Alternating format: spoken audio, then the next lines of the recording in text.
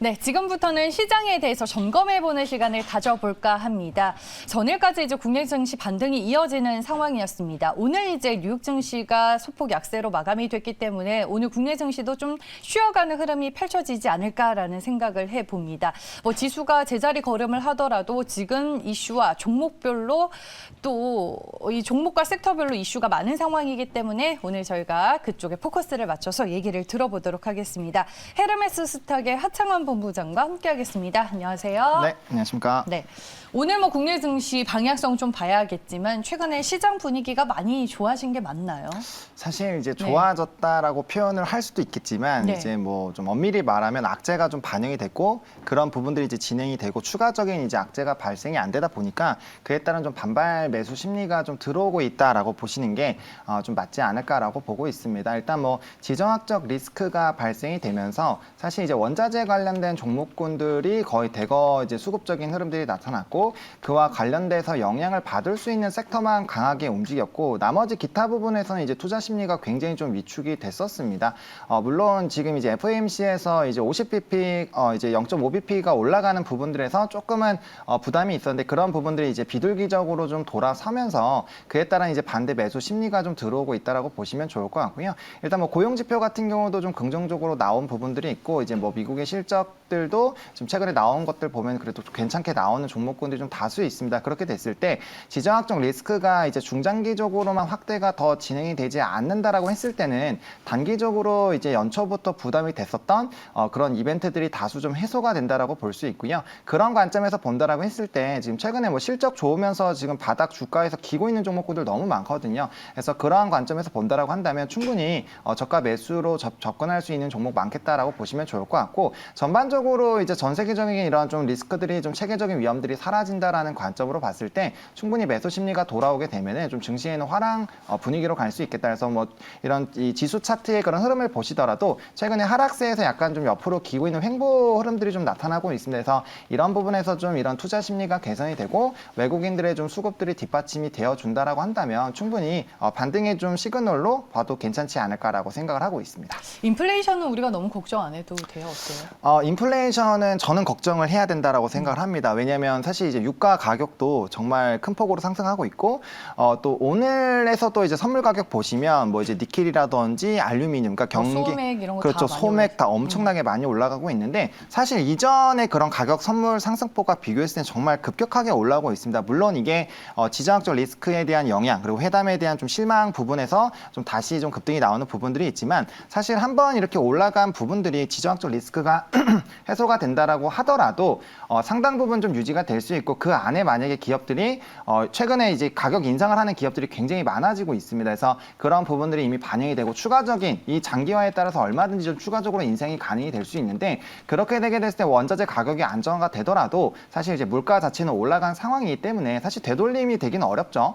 그런 관점으로 봤을 때 일단은 조금은 이제 인플레이션에 대해서는 좀 생각을 해봐야 될 것 같고 그래서 포트 중에 인플레이션 관련된 종목군들 특히나 이제 원자재 가격 상승에 따른 이런 가격 전도를 할 수 있는 섹터 정도는 하나 정도는 편입을 해두시는 게 좀 좋지 않을까라고 생각을 하고 있습니다. 네, 알겠습니다. 시장의 방향성을 지금 어떻게 보고 계시는지 저희가 첫 번째 질문으로 만나봤고요. 다음은 애플카에 이제 한국산 FCBG 기판이 탑재된다라는 언론의 보도가 어제 또 나왔습니다. 정말 네. 잊을만 하면 나오는 얘기가 바로 이 섹터의 이 이슈 얘기가 그렇죠. 아닐까 싶은데 결국에는 이제 전기차와 자율주행의 성장이 BG 기판 국내 업체들에게는 어떤 성장 동력으로 작용을 하게 될까요? 사실 이 부분을 이제 무조건 애플 쪽에 이제 수혜를 받는다라고 생각하지 마시고 추가적인 기판의 수요가 늘어난다라는 관점으로 보시면 충분히 해당 섹터에 대한 좀 긍정적인 투자 포인트가 되지 않을까라고 보고 있습니다. 네. 다들 잘 아시겠지만 이제 반도체 기판 같은 경우는 이미 공급 부족에 대한 얘기들이 계속 나오고 있고 사실 짧게는 23년, 길게는 26년까지 공급 부족에 대한 얘기가 계속적으로 나와주고 있습니다.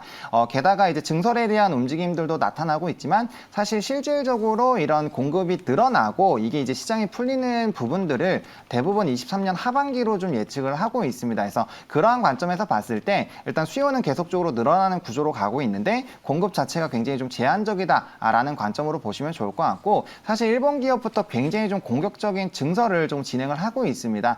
사실 이제 증설이라는 부분에 대해서는 조금 조심스럽게 봐야 되는데 초기 비용이 좀 들어가는 부분들이 있지만 일단 시장 자체가 굉장히 좀 큰 폭으로 성장할 것으로 기대가 되고 있고 공급 부족 상태가 유지가 된다라는 관점에서 증설을 선택을 하는 거는 시간이 좀 걸릴 뿐이지 시간이 지나면 자연스럽게 매출의 확대로 좀 보실 수가 있습니다. 그래서 그런 관점에서 봤을 때 산업 전반적인 성장세를 좀 예측을 해볼 수 있겠다라고 보시면 좋을 것 같고, 뭐 말씀해주신 것처럼 전기차부터 지금 여러 다양한 부분을 좀 활용이 될 수 있는 이제 BJ 기판이기 때문에 이런 견조한 수요가 계속적으로 나타난다라는 관점, 그리고 국내 업체들 같은 경우도 사실 뭐 심택이라든지 코리아서킷, 대덕전자, 뭐 삼성적인 LG 이노텍 이런 기업들이 있는데 사실 주력으로 영위하고 있는 좀 기판 부분이 조금씩 다릅니다. 그리고 일본 쪽에서도 좀 다르고요. 뭐 5G라든지 이런 좀 나뉘어져 있기 때문에 사실 단기간에 이런 공급 부족이 해소되기가 어렵다라는 관점으로 본다면 충분히 좀 기대를 해볼 수 있다라고 보시면 좋을 것 같고, 여기에 애플 이벤트가 붙어준다면은 그 해당 기업 같은 경우 훨씬 더 좀 주가에 큰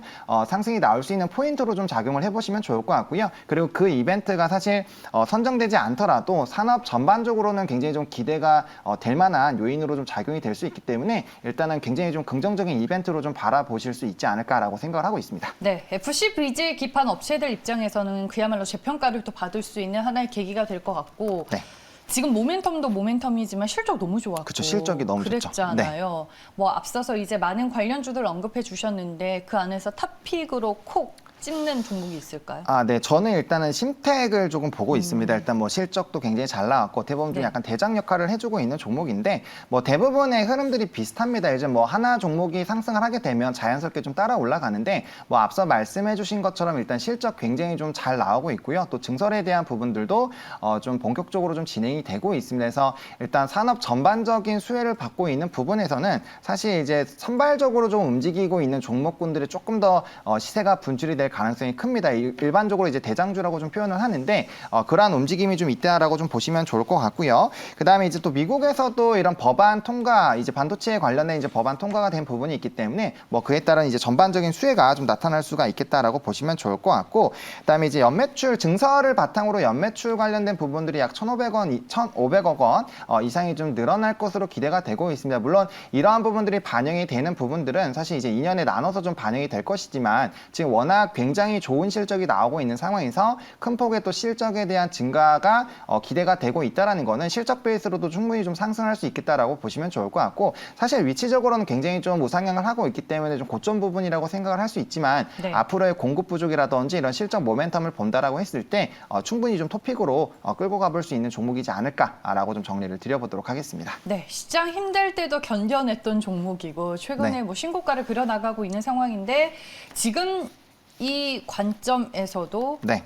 상승 추세는 변함이 없을 거다. 그렇죠. 그 말씀이신 거네요. 그렇죠. 아무래도 실적이 좋고 이제 산업이 높다라는 거는 그만큼 매수세가 이 높은 가격에서도 계속 사고 싶은 사람이 있다라는 거고, 사실 단기적인 트레이딩 관점으로 본다라고 한다면 당연히 이제 차익 실현 매물들이 나올 수 있겠지만 이런 산업의 성장성과 이 지금 공급 부족에 대한 이런 이벤트들, 그리고 앞으로 전기차라든지 이런 기판에 대한 수요들이 늘어나는 부분들, 반도체 업황도 지금 굉장히 좀 좋아지고 있기 때문에 그러한 부분들 본다라면 충분히 좀 저는 긍정적으로 볼 수 있겠다라고 말씀을 드려보도록 하겠습니다. 알겠습니다. 시간이 지금 그렇게 많이 남지 않아서 마지막 질문으로 그냥 가보도록 할게요. 어제 이제 제가 이른 저녁에 기사를 보니까 중국에서 이제 손예진 드라마를 또 볼 수 있다고 합니다. 밥 잘 사주는 예쁜 누나가 이제 뭐 중국 쪽에서 좀 심의가 통과가 돼서 방영이 될 예정인 것 같은데 한한령 이후로 6년 만에 심의를 통과하게 됐습니다.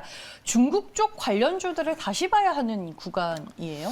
사실 이제 그 이벤트가 아니더라도 지금 네. 리오프닝이 진행이 된다면 이제 관련된 종목군들 좀 지켜봐야 됩니다. 이미 뭐 시세들이 좀 분출이 된 부분도 있지만 일단 한한령 해제에 대한 이제 이런 이벤트들이 조금 부각이 되게 되면 자연스럽게 좀 수급적인 흐름이 쏠릴 가능성이 좀 높습니다. 그렇기 때문에 당연히 좀 관심은 가져둘 필요가 있다라고 보시면 좋을 것 같고요. 일단 관심 종목에 넣어 놓으셨다가 이제 수급 쏠림이 나오는 종목군들 위주로 좀 트레이딩 전략으로 좀 접근을 해보실 필요가 있지 않을까라고 보고 있고. 그럼 섹터는 지금 이제 네. 그 밥 잘 사주는 예쁜 누나니까 네. 뭐 엔터나 컨텐츠 이쪽 그쪽으로 압축해야 되는 거예요? 사실 궁극적으로는 그쪽 섹터가 가장 크게 수혜를 받을 거지만 일단 한한령 해제에 대한 이벤트가 발생이 되게 되면 제 생각엔 일단 화장품부터 이제 좀 반등이 나오지 않을까라고 보고 있습니다. 왜냐하면 우리나라 기업들이 중국에 대한 매출 비중을 많이 줄여두고는 있지만 아직까지도 이제 이런 중국의 매출 비중이 가장 큰 게 이제 화장품 섹터라고 좀 생각하시는 분들이 많기 때문에 일단은 그쪽으로 먼저 좀 단기적인 수급이 쏠릴 가능성이 좀 크다라고 보시면 좋을 것 같고 그 이외에는 면세로 갔다가 이제